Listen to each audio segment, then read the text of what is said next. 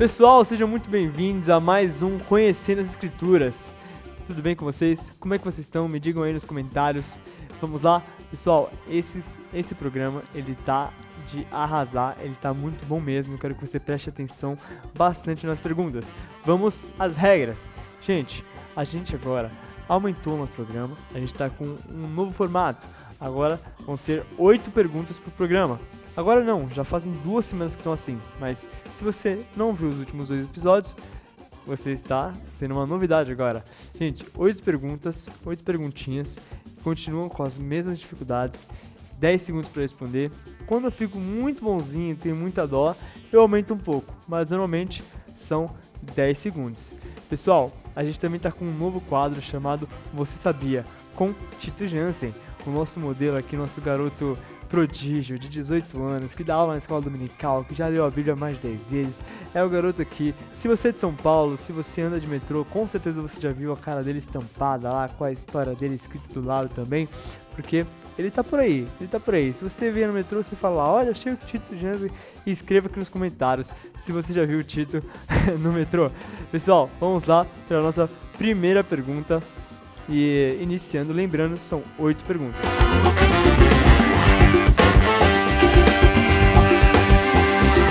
Pergunta de número 1. Quantas moedas Judas Iscariotes recebeu para entregar Jesus? Essa é bem tensa, hein, pessoal? Resposta 1, 20 moedas. Resposta 2, 30 moedas. Ou resposta 3, 40 moedas. Pessoal, vocês sabem essa? Vamos lá, apenas 10 segundos para vocês me responderem. Eu quero que todo mundo coloque aqui no chat. E no final a gente vai fazer um apanhado geral assim. E vocês vão me dizer se vocês acertaram ou se vocês erraram. Combinado? Vamos lá? Valendo!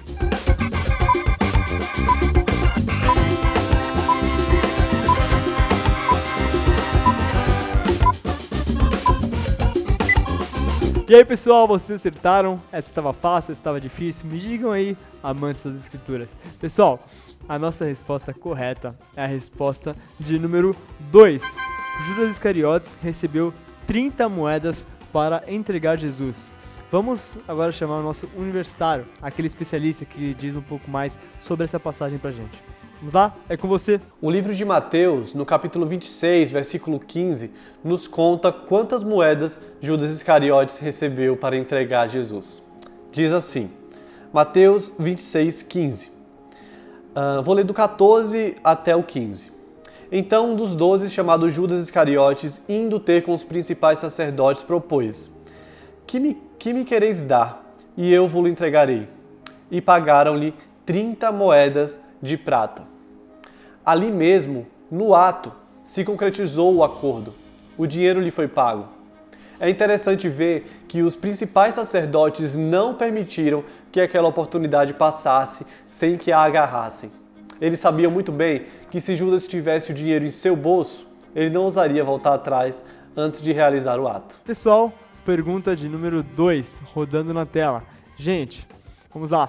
Não desanimem não, ainda tem mais 7 perguntas para você acertar. Eu tenho certeza que você vai conseguir, vai melhorar cada vez mais com o nosso intuito de sempre, de você se sentir motivado, animado, de cada vez mais estudar as escrituras. Pessoal, número 2. Qual discípulo estava junto com Maria durante a crucificação de Jesus? Número 1, Pedro. Número 2, Tiago. Ou número 3, João. E aí, você sabe essa? Sabe me dizer? Gente, vocês têm apenas 10 segundos para me dizer qual discípulo que estava junto com Maria durante a crucificação de Jesus. Os 3 rodando na tela, valendo!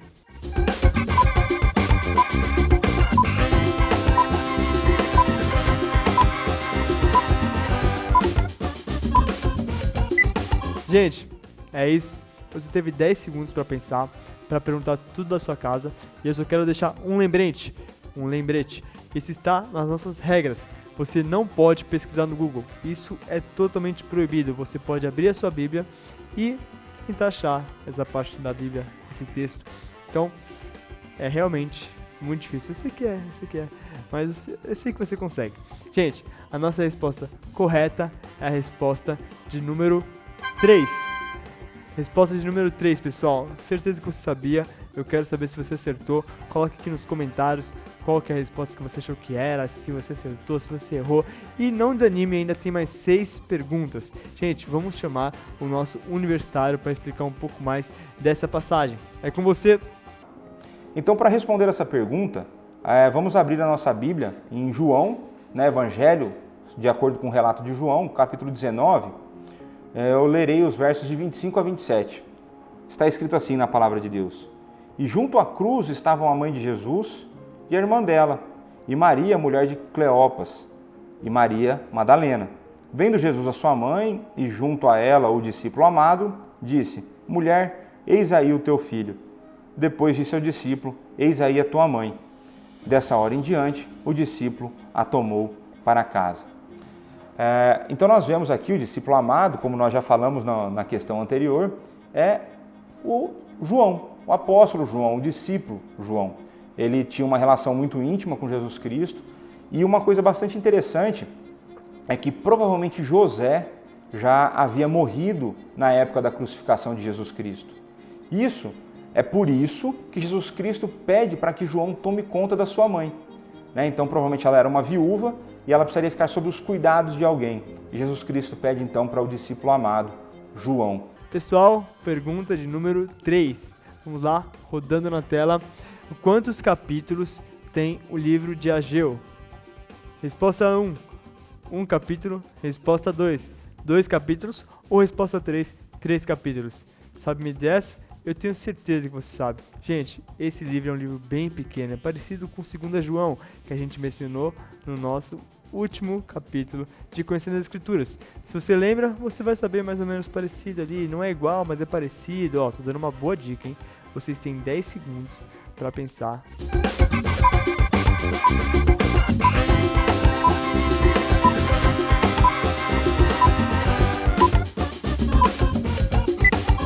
Pessoal, voltando aqui, eu tenho certeza que você acertou. Essa pergunta é uma pergunta fácil. Se você estava ligado no nosso último programa, você vai se lembrar que é uma quantidade parecida de capítulos com 2 João. Você lembra que a gente fez uma pergunta muito parecida? Vamos lá. Gente, a resposta correta é a resposta de número 2. O livro de Ageu tem apenas 2 capítulos. É um livro pequenininho. Isso aqui serve mais uma motivação para você ir lá agora, hoje à tarde, ler ele e reler 2 vezes. É tão pequeno que você consegue parar, estudar com bastante atenção para entender dessa história. Vamos chamar o nosso seminarista, o nosso especialista, que vai explicar um pouco dessa passagem para a gente. O livro de Ageu é conhecido como um profeta menor, não por causa que ele tenha pouca importância na história do povo de Israel ou também na Bíblia como um todo, mas pelo seu tamanho literário, assim como os outros 11 livros finais do Antigo Testamento. O profeta Ageu foi chamado pelo Senhor para exortar ao povo de Israel para reconstruir o templo. É nesse livro que lemos um texto que não foi bem interpretado, principalmente para os neopentecostais, que diz: a glória desta última casa será maior do que a primeira, diz o Senhor dos Exércitos. O texto em questão é interpretado na visão messiânica. A glória deste segundo templo foi maior que a do primeiro, pois o próprio Cristo, o Deus encarnado, adentrou nele, ensinando sobre o reino de Deus.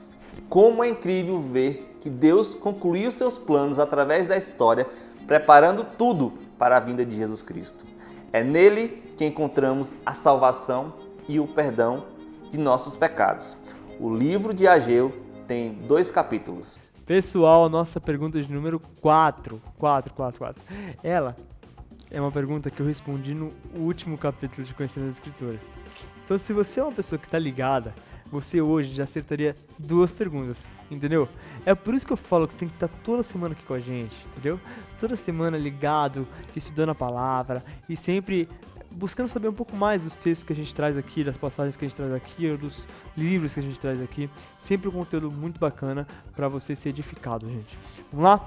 Qual que é o maior salmo da Bíblia? Resposta 1, Salmo 23.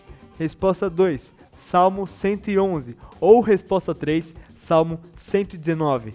Você lembra do nosso último programa? Você sabe me dizer qual que é o salmo da Bíblia com maior quantidade de versículos? Gente, eu já vou dar um spoiler aqui. O maior salmo da Bíblia tem 150 versículos. É por aí, né? Eu posso estar errado, mas é por aí, é por aí. Não, eu tô um pouco errado, um pouco mais. Não vou nem falar.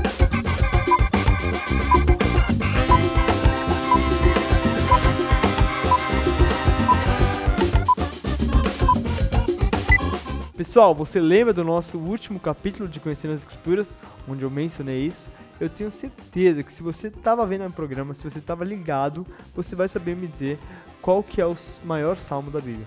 Gente, a nossa resposta certa, correta, é a resposta de número 3. Salmo 119 é o maior salmo da Bíblia. Gente, vamos lá. Vocês sabiam essa?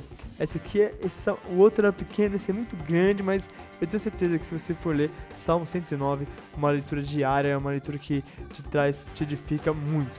Eu recomendo para todo mundo. E agora vamos com o nosso especialista, com o nosso universitário, falando um pouco mais sobre Salmo 119.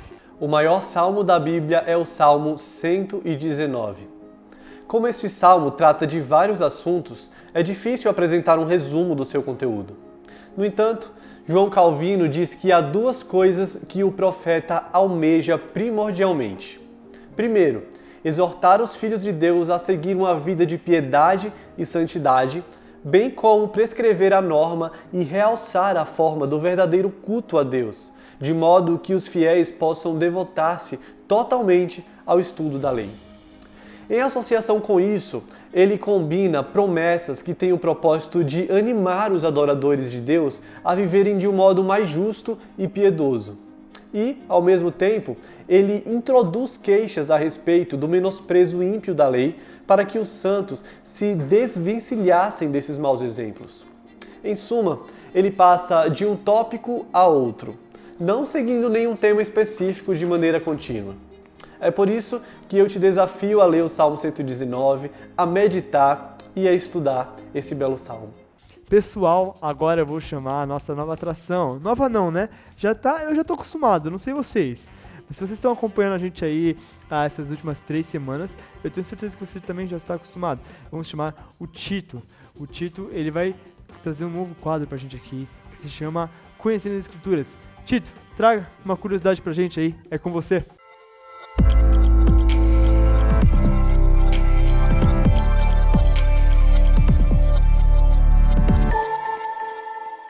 Oi pessoal, eu sou o Tito, eu tenho 18 anos e você sabia que José tinha 17 anos quando ele foi vendido pelos seus irmãos?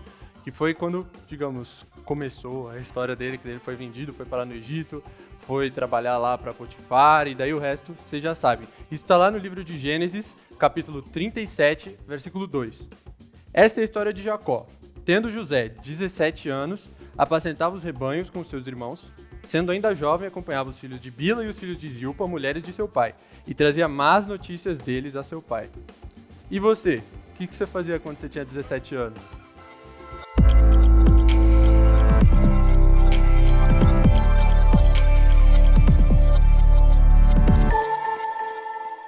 Muito obrigado, Titão. O nosso quadro Você Sabia? Aqui no Conhecendo as Escrituras, você aprende até uma curiosidade a mais, uma curiosidade nova. Essa aqui não é nem pergunta, hein? Já é direto a resposta. A gente dá um boi pra vocês, que vocês não têm nem ideia.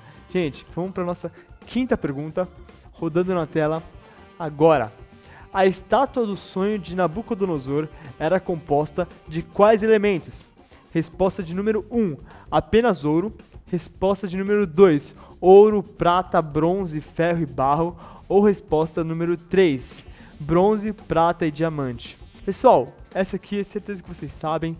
Essa aqui é uma passagem muito interessante. Se você não sabe, vai ler, depois dá uma lida lá, que é interessantíssima essa passagem. De verdade. 10 segundos na tela para você pensar.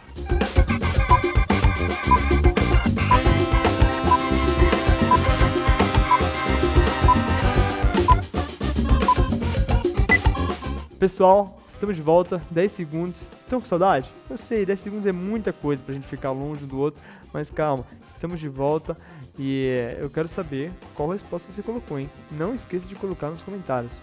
A nossa resposta correta é a resposta de número 2.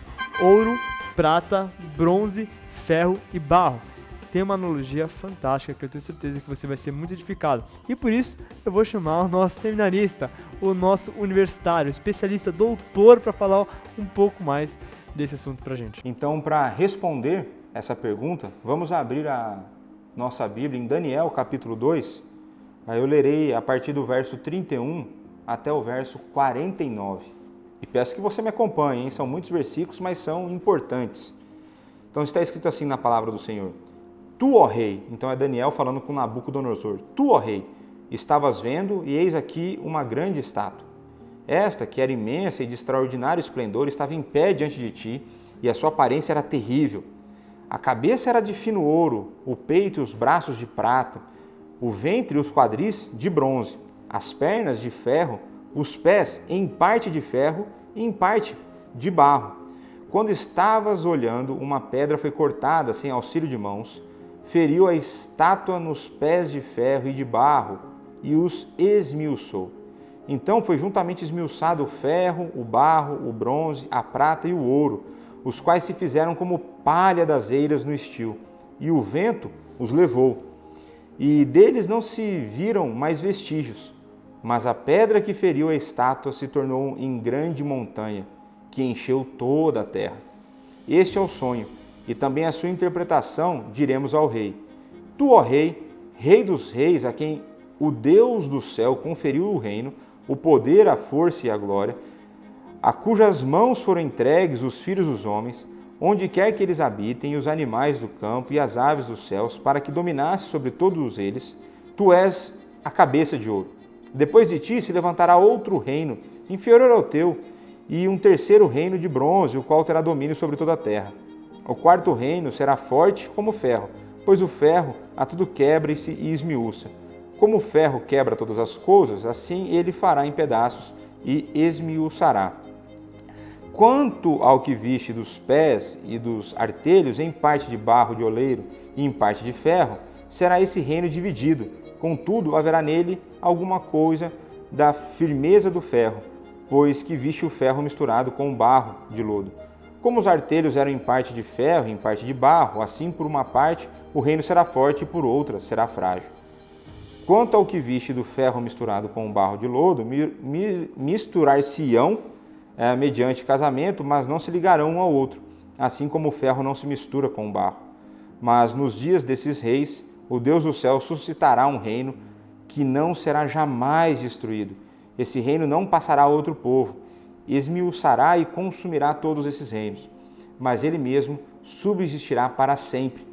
Como viste que do monte foi cortada uma pedra sem auxílio de mãos, e ela esmiuçou o ferro, o bronze, o barro e a prata e o ouro, o grande Deus fez saber ao rei o que há de ser futuramente. Certo é o sonho e fiel à sua interpretação.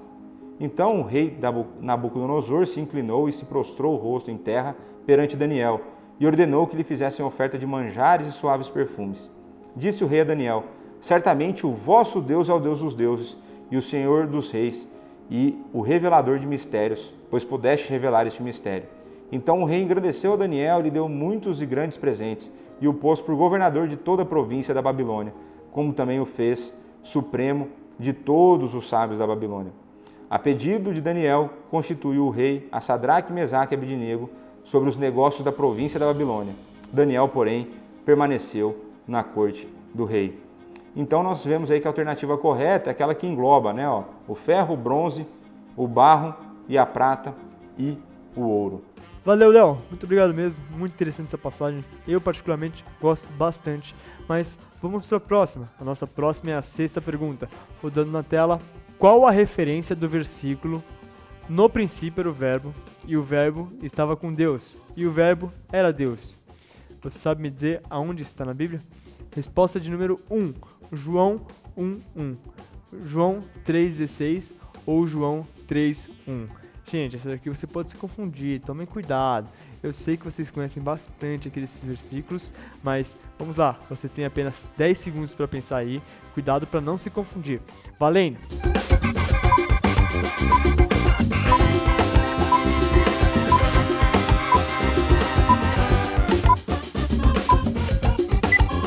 Gente, estamos de volta. Essa daqui é bem fácil mesmo. Nossa resposta é a resposta de número 1. É João 1:1. É o primeiro versículo do primeiro capítulo. Gente, Essa era bem fácil, mas eu quero saber aqui se você colocou nos comentários, ou se você só pensou. Coloque aqui nos comentários, você vai achar aqui bate-papo, você clica no bate-papo, você entra aqui, você pode comentar, você pode falar o que você quiser, e é um prazer enorme pra gente, sempre mesmo, saber o que vocês estão achando, saber se vocês estão gostando, se tá muito difícil, se tá muito fácil. Então comenta aí, comenta geral, qual livro que você tá lendo, se você tá gostando, se você pegou alguma referência aqui dos nossos últimos programas, se está sendo edificante na sua vida, e pra gente vai ser um prazer enorme. Vamos para o nosso universitário, que vai falar um pouco mais dessa passagem pra gente. João foi um dos primeiros discípulos a ser chamado por Jesus. Em Mateus 4:21, lemos que ele deixou tudo para seguir o Mestre. Filho de pescador Zebedeu, o também pescador João abriu mão da sua vida para seguir um homem que até então era desconhecido, mas que era e ainda é o Salvador, Filho do Deus Altíssimo. Apesar, irmãos, de não ter sido martirizado como os outros apóstolos, o discípulo amado, assim como Jesus o chamou, foi exilado na ilha de Patmos. Ele morre em Éfeso com idade bem avançada, cerca de 94 anos. O versículo em questão tem em seu conteúdo uma linda poesia escrita sobre o nosso Senhor Jesus Cristo. João tem uma linda preocupação em seu evangelho de apresentar Jesus como Filho de Deus, e seu foco é defender que em Cristo temos salvação. A referência do verso perguntado se encontra no início do Evangelho de João, em João, capítulo 1, versículo 1. Pessoal, nossa 7ª pergunta rodando na tela agora. Por quanto tempo Jonas ficou dentro da barriga do grande peixe? Gente, vou ler de novo. Por quanto tempo Jonas ficou dentro da barriga do grande peixe? Ele ficou por 3 dias? Ele ficou por 4 dias? Ou a resposta número 3, ele ficou por 7 dias? Você sabe me dizer? Pessoal, essa também é muito fácil. Uma história conhecida. Eu quero saber, coloque aí nos comentários. Você tem apenas 10 segundos para pensar. Rodando!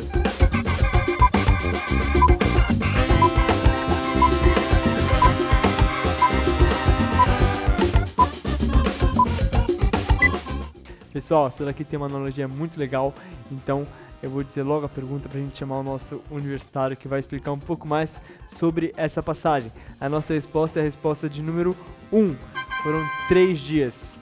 Agora vou chamar o Léo para falar um pouco mais dessa passagem para a gente. É com você, Léo. Para responder essa pergunta, vamos abrir a nossa Bíblia no livro de Jonas, no primeiro capítulo, verso 17. Está escrito assim: deparou o Senhor um grande peixe, para que tragasse a Jonas, e esteve Jonas 3 dias e 3 noites no ventre do peixe. Primeira coisa interessante, a gente não pode afirmar aqui que era uma baleia, tá certo? Então o texto fala de um grande peixe. Nós temos que tomar cuidado quando nós inferimos algumas coisas a partir das Escrituras, né? E uma outra coisa bastante interessante é que Jonas, de alguma forma, essa ideia dele passar 3 dias dentro do peixe já era uma sombra daquilo que Cristo passaria, quando durante 3 dias Cristo experimentou a morte. Então, a alternativa correta é a de Jonas. Léo, muito obrigado, de verdade, é incrível mesmo como a Bíblia toda está ligada à história de Jesus, como tudo aponta para a vida de Cristo. Gente, vamos para a nossa próxima pergunta, que é a nossa pergunta de número 8. Mas calma, não desanimem que semana que vem tem mais, eu sei. Gente, vamos lá, você ainda pode acertar a última, ainda pode virar o jogo. Eu quero pelo menos 6 acertos, hein? Vamos lá, é com você. Quais foram os 2 nomes indicados para substituir Judas? Resposta de número 1, Barnabé e Timóteo. Resposta de número 2, Barsabás e Matias. Ou resposta de número 3, Paulo e Matias. Pessoal, essa daqui eu acredito que seja fácil, mas é com você, você tem apenas 10 segundos para pensar e me responder essa pergunta.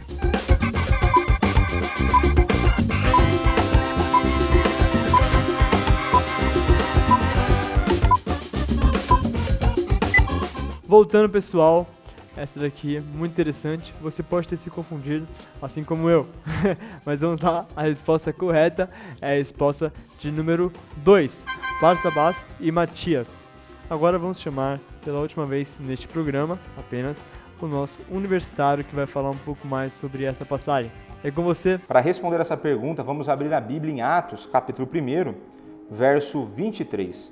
Então, propuseram 2, José, chamado Barsabás, cognominado Justo, e Matias, sendo desses 2 o que acabou sendo, que sucedeu, né, Judas, aquele que tomou o lugar de Judas, foi Matias. Pessoal, acabamos. Muito obrigado a todo mundo que participou. Muito obrigado por você estar aqui. Pra gente é um prazer enorme, de verdade. Eu quero também deixar um agradecimento especial para todos os universitários que participaram com a gente hoje e que estão participando desde o primeiro programa. Esses homens realmente são homens de Deus que estão aqui para ajudar a gente, para ensinar a gente, e são ensinamentos valiosos. Quero agradecer também bastante ao Tito, que está vindo com esse quadro, que está conquistando todo mundo, de verdade. Eu tô achando muito interessante. Até agora foram 3 quadros e ele falou de 3 curiosidades que eu não sabia. É incrível. Cara, você sabia, é o melhor quadro do Conhecendo as Escrituras. Eu tô achando que a gente vai ter que fazer mais, tudo você sabia e depois eu faço uma pergunta, entendeu? Porque é muito bom, cara, de verdade. Gente, me contem aí se vocês estão gostando do programa, se vocês estão gostando desse novo formato nosso, que já tá ficando velho, hein? Se você não viu nenhum dos últimos 2 episódios, é novo pra você. Se você já viu, ou se já sabia. Agora são 8 perguntas. E, gente, me digam aí, coloquem nos comentários quantas perguntas você acertou. Se acertou 1, 2, 3, 4, não importa. Eu quero que você se abra aqui pra gente e coloque quantas você acertou. E isso serve de lição, de motivação pra você estudar um pouco mais a palavra e vir semana que vem mais forte, porque semana que vem tem mais. Não se esqueçam que semana que vem tem mais. Gente, se inscrevam no nosso canal aqui no YouTube, acompanhem a IPPTV, sempre trazendo conteúdo muito valioso para a vida de vocês. Nos sigam nas nossas redes sociais, foi um prazer enorme estar com todos vocês. Tchau, tchau, até mais!